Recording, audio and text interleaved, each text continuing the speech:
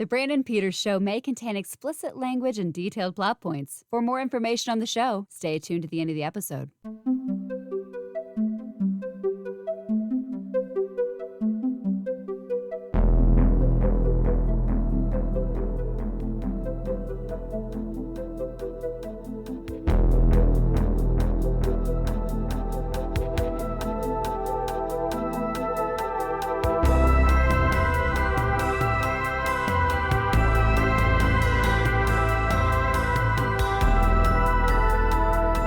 And now, here's Brandon.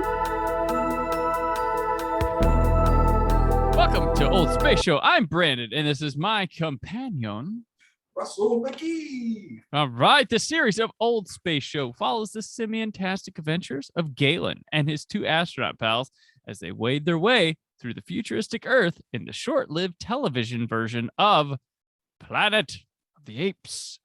Today, Today we discuss the 7th episode, The Surgeon. Galen risks his freedom and life by contacting his old sweetheart, Kira.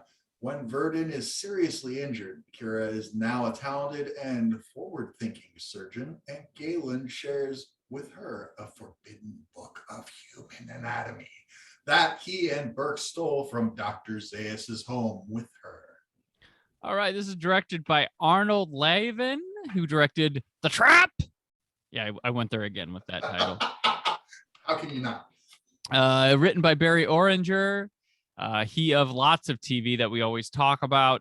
The starring Roddy McDowell, Ron Harper, James Naughton, Mark Leonard, Booth Coleman, Jacqueline Scott, who was previously on the Good Seeds episode as a different character, Michael Strong, and Jamie Smith Jackson. Now, in the synopsis, you said Kira, but I'm pretty sure Galen called her Kyra. I'm sorry. Yes. Which I have as a note to point out, like, who pronounces Kira Kyra?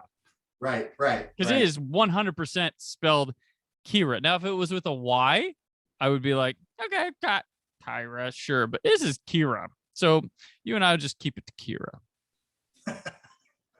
Sorry, fans. Thank you for that, because, and Brandon knows this, it's already been 2 weeks since I've watched these two episodes, so apologies as far as that goes, fans. I just wanted to get the hardcore nerds before they were like, oh, he said it wrong. That McGee, throw him off. That's Can't have him on again. Fire him. Big Finish should cancel him. He spelled it wrong. He's sexist. He couldn't pronounce the female ape's name correctly. Where they're going. It's where they're going. I love you, Old Space Show cadets. Is that what you guys are? The cadets? I don't know. Ooh, Talk about it. I Talk like about that. it. Yeah. Talk about it yourselves. All right. So this one, we off and running in the middle of an action scene to start this. This is like, okay, cool. Like, this isn't some wandering into a town or here's an event with some ape people that may come into play later in this episode. This was like, oh, whoa, chase, gorillas on horses, firing, our heroes running. And nice Alan, open. Alan gets shot. Yeah. Raises the stakes right off the bat. And what happens next? What happens next, Russell? I want to go where you're going, so I don't want to jump. No. I'm just saying, like, we have not gone back to Ape City since, so we're going back to actual Ape City from the films. Right, yeah. And we go to Ape City where we have surgeon apes.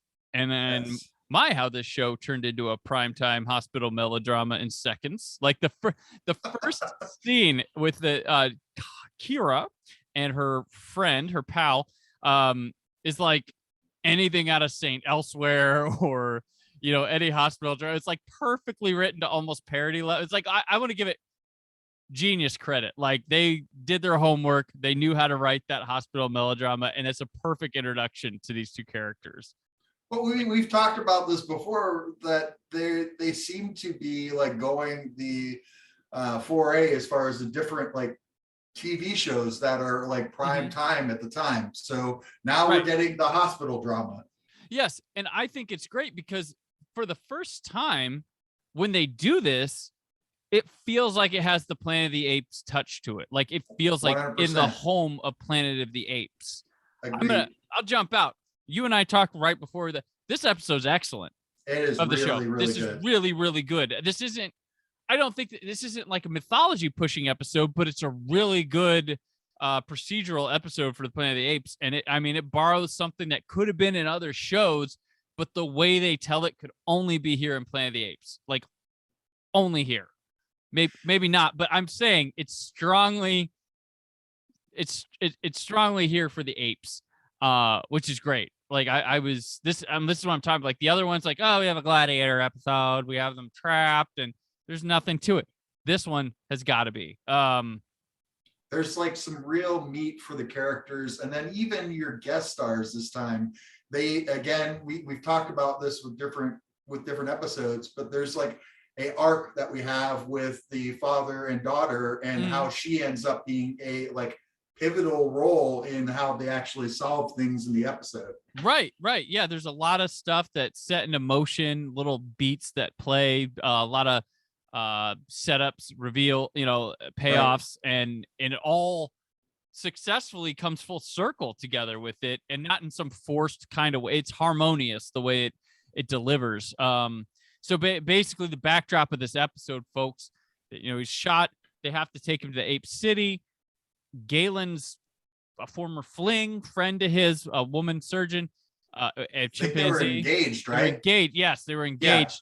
Yeah. He contacts her, and it's out there that Galen, this guy, he turned his back on us. He is a fugitive, and like it's well known. So she sees him and freaks out. And he's like, you have to help my friend, please. Like, you're the only place I can go. And she decides to buy into it. And he begins to reveal to her the stuff he's learned about the apes. And they need a blood transfusion for this bullet to get, remove this bullet from Alan. And they also have to prove to her what they know, because they have something that helps. They steal a anatomy book. Yeah. And with Zaius. And with that, Brandon, there's the whole thing of, she and her colleague have tried to do a blood transfusion. Yes, they've been trying. Yes. Yeah. They've been trying. And the guy, the male ape who's kind of like her new fling, he's like, trial and error. Well, one of these days, these deaths will mean something. And she's like, I don't like that. I don't want to, just do that. And they have a waiting room of like humans there that aren't necessarily slaves. They're just, I don't know what they're really there for.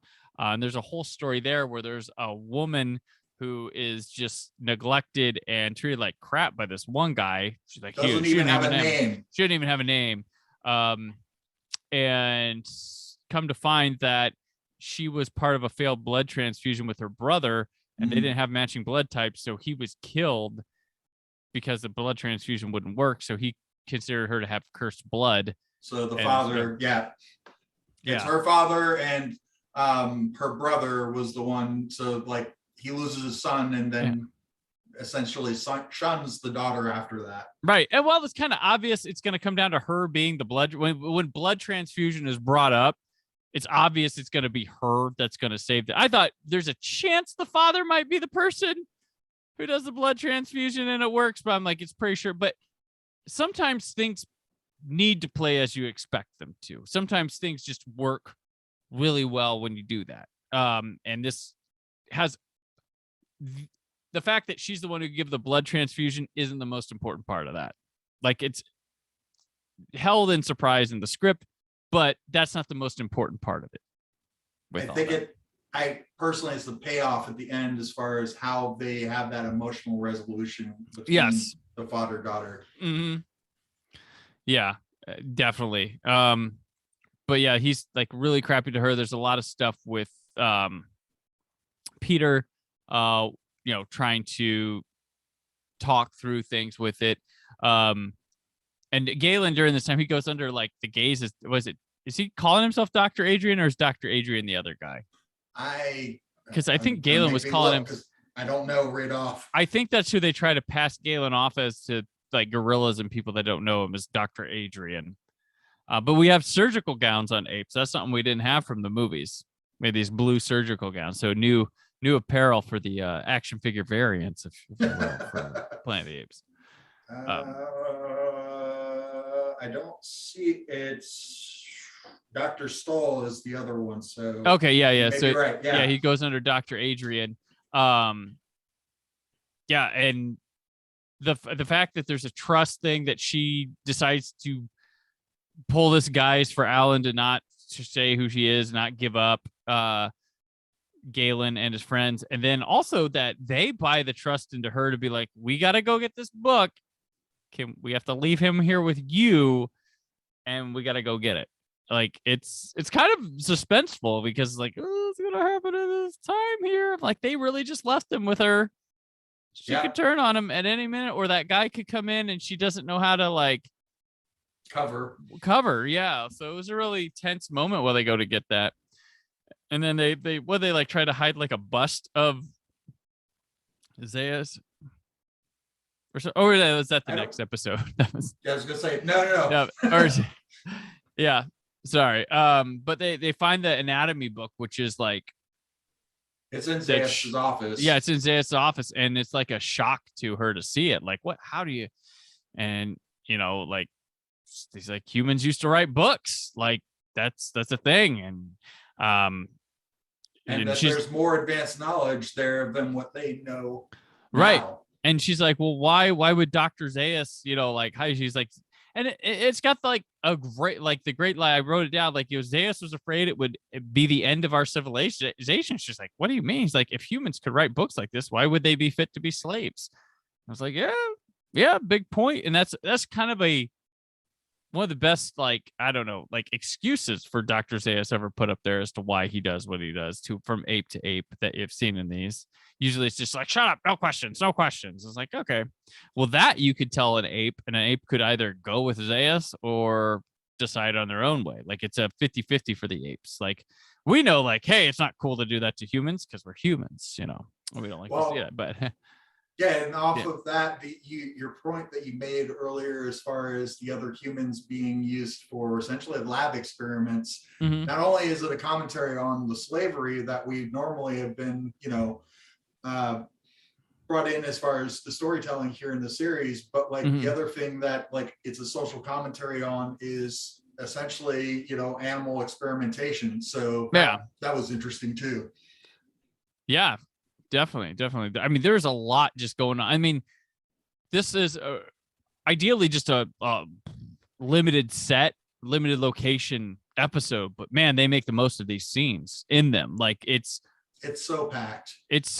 Like you have the doctor office with a lot of Galen and Kira scenes. You have the waiting room people where Peter is with amongst the people, and he's got that father who's a complete asshole, and while also trying to schmooze the daughter into, when he figures out the blood transfusion, trying to figure out more about her, and then also the blood transfusion thing. Then you have the stealing of when Peter and Galen go to steal, but like it's all like really little locations and just allowing the actors to work and allowing the script to play out. Well, we have that exterior, and I was thinking about that because it reminded me at the end with the cart, because like it was also a nice little clever device that they came up with to evade capture at the end with Orko when he comes in, and the doctor then being on their side and saying that they're quarantined because of plague. And that was good. Yeah. I like that scene. Like, oh yeah, you come in.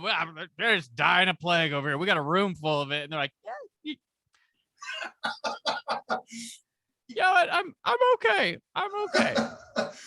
Yeah, and then with the exterior scene, they actually hide in the back of the wagon, and again they cover it with the plague thing, and that's how our heroes are able to get out of the city, which again was a nice, subtle, small device just to get us like from here to there.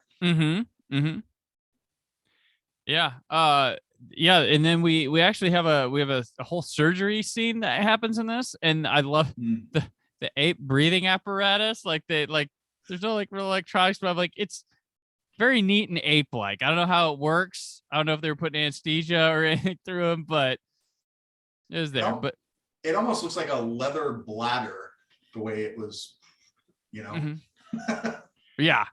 It was very interesting. It was a pretty good surgery scene. I did like that the male ape that Kira knows or whatever, he's like, that book is treason, it's madness, and she goes, that book exists, and like there is the hard, the other doctor, he ends up buying into it and sticking up and get, like you said, the plague thing to scare them. And she goes, why did you help those humans? And he's like, well, I was afraid if I didn't, they might take you along with them, and we have a date for tonight. And he said, but mostly I wanted the surgery book protected. So he was a person that honored the truth. And you could see what I like planted here in this episode that they've tried to all along here, but you could see the genesis of like an ape, not civil war, but like a building of sides of people on the side of truth, on turning around, rethinking their humanity as slaves type thing and more as equals. You could see the genesis of that building, because it takes convincing other apes, not just having humans uprise against apes.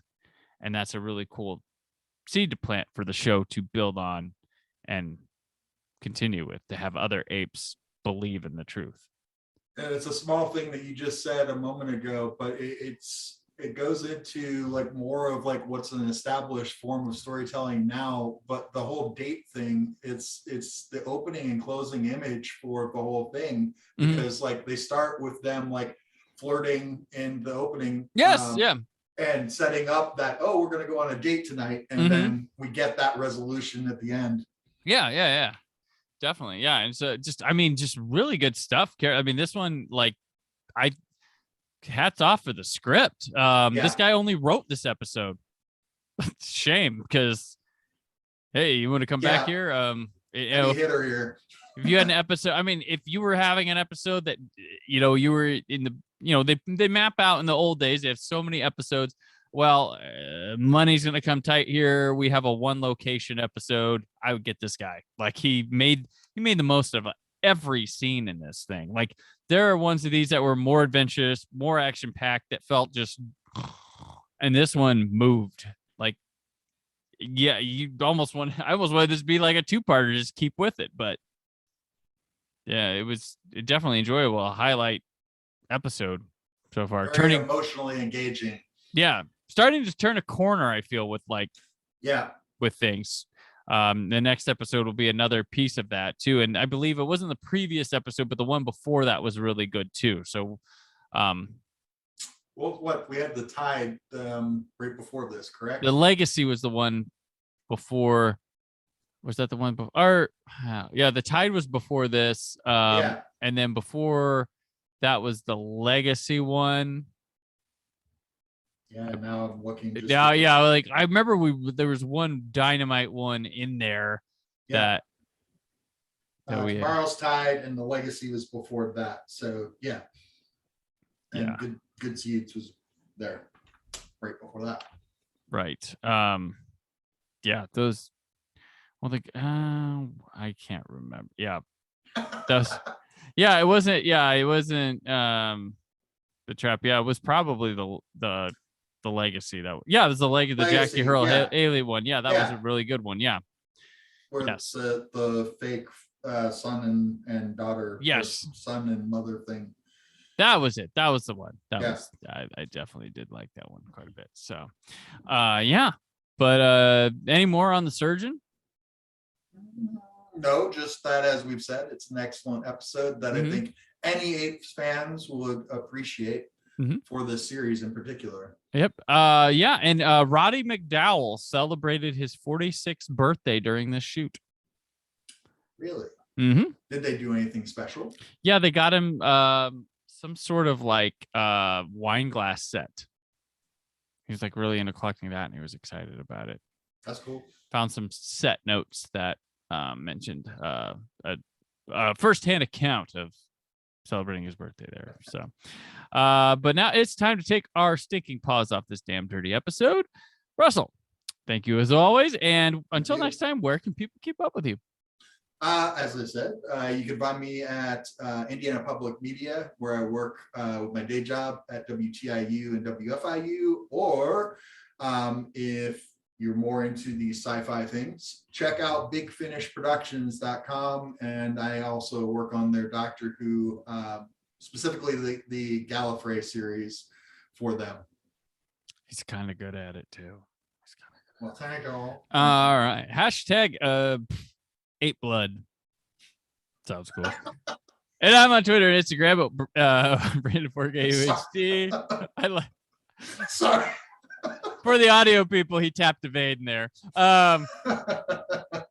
Written work at blue.com. Hope you're enjoying Summer of 82 at 40. We're in the middle of it. Go to the Patreon, donate if you want to chip in. You don't have to. I love the listeners that donate $0 more than the people that don't listen donating $1. That's just how I am. I want you to hear my stuff. I don't want empty. I don't like empty followers. I don't like empty dollars. He's a true creator, is what he's saying. No, I just want you to hear it. Like, I work hard on that. I want you to hear it. All right. So that's enough of me trying to sound humble. I want money. All right. There's more for the Brandon Peters Show this week, including a music video on Friday. I believe it's Jennifer Rayford with 867-5309 Jenny. I did not intentionally assign her that one. I didn't realize that until she came to me and be like, did you do that because of my name? You'll hear about it Friday. But from Old Space. The Madhouse! Thank you for listening. The Brandon Peters Show is a Creative Zombie Studios production. Produced by Brad Shoemaker and Brandon Peters. Written and edited by Brandon Peters. Announcer vocals by Jessica Alsman. Theme song by Metavari. Web design and show art by Brad Shoemaker with Brandon Peters. All music and clips featured in the episode are property of their respective studios, and no infringement is intended. Additional information on this and other episodes at BrandonPetersShow.com. For any inquiries, press opportunities, or sponsorship, contact mail at BrandonPetersShow.com. The show is available on Apple Music, Spotify, or anywhere podcasts are found.